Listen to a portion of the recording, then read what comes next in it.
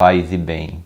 Nós estamos vivendo um tempo de graça com o Pan-Americano e considerando todas as respostas que vocês nos mandaram sobre a formação dos formadores, mas também sobre o número e as causas daqueles que deixam a nossa ordem, eu gostaria de aqui dirigir algumas poucas palavras a cada um de vocês, formadores. A formação é uma arte que exige empenho.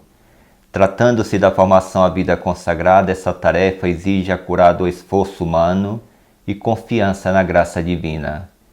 Formar a vida capuchinha é dar a forma de Cristo, imprimir a imagem do crucificado na própria existência.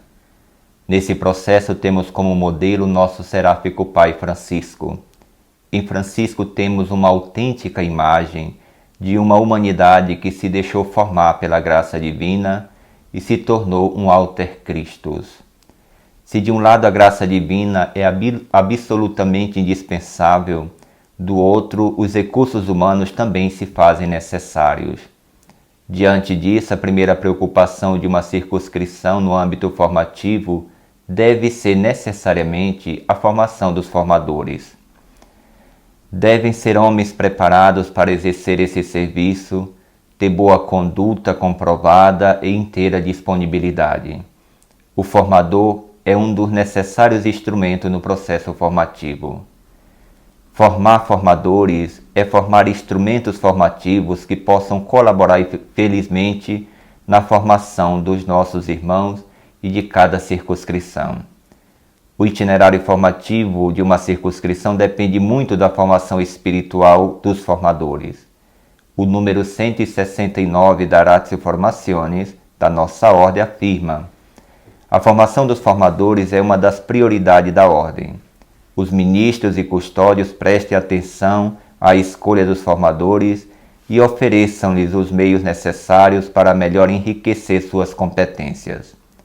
Uma circunscrição que não investe na formação dos formadores pode colocar em jogo os dons que Deus lhe dá. Também não é honesto exigir um serviço de alguém que não foi preparado para tal. Portanto, investir na formação dos formadores é uma questão de necessidade, mas também de justiça fraterna. Além da formação nos diversos campos das ciências e espiritualidade, o formador precisa de cura. A aproximação da parte dos superiores maiores é fundamental. O apoio do conselho de formação também é necessário. O auxílio da fraternidade local não é menos importante, o que implica escolhas corretas da parte dos ministros quando compõem uma fraternidade na casa de formação. Além dos instrumentos institucionais, o formador necessita curar-se bem para manter uma boa saúde mental, afetiva e espiritual.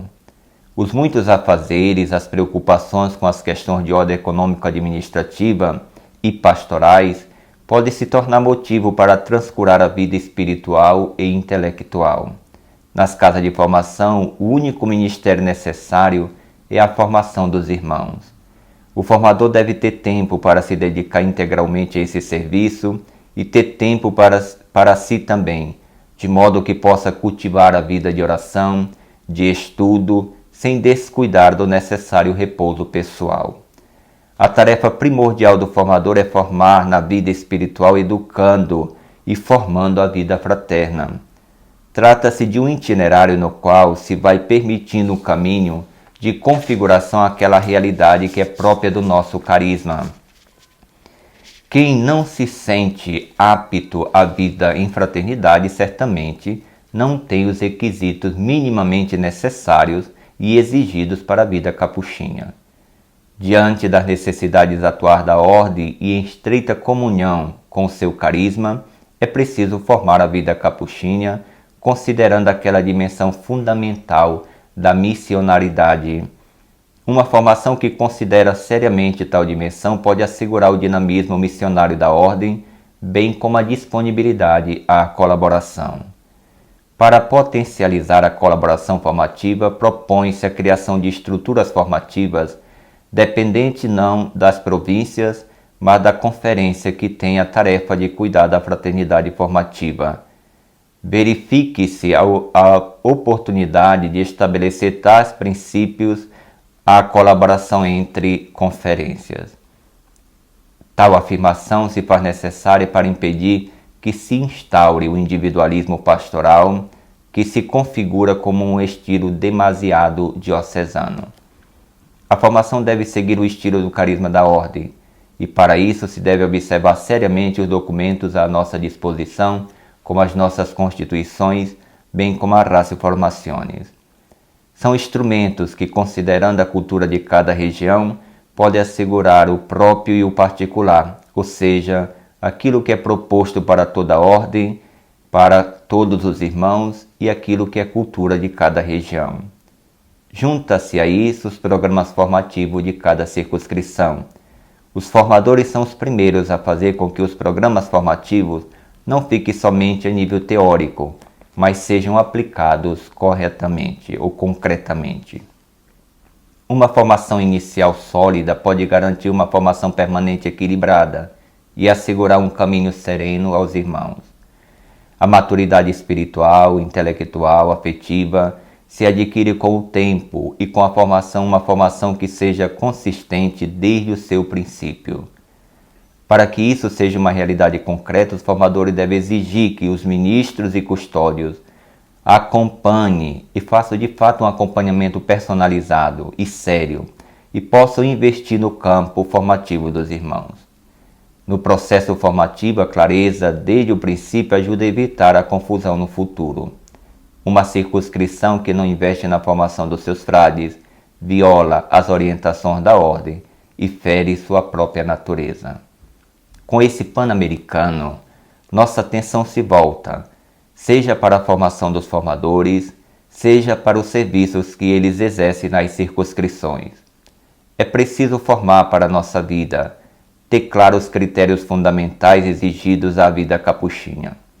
Os formadores devem estar atentos não somente para favorecer um verdadeiro processo de discernimento dos formandos, bem como oferecer as condições necessárias para que o candidato seja formado segundo o espírito da ordem.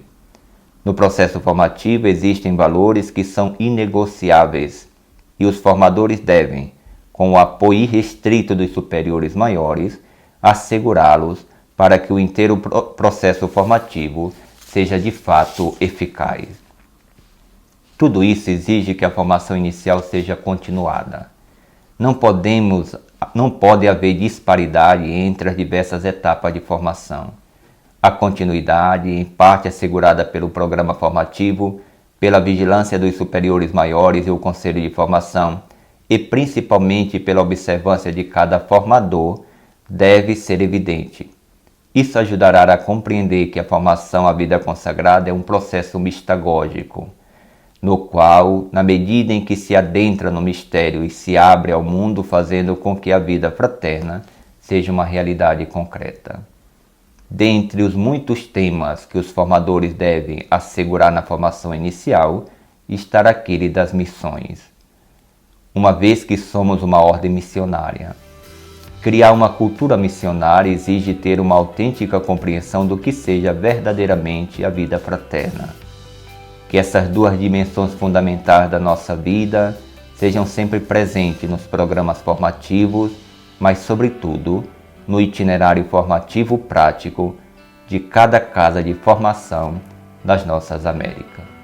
A todos vocês que participam deste momento importante da nossa história, desejamos que aqui se comece um caminho que possa produzir muitos frutos para a nossa ordem, especialmente na nossa presença nas Américas.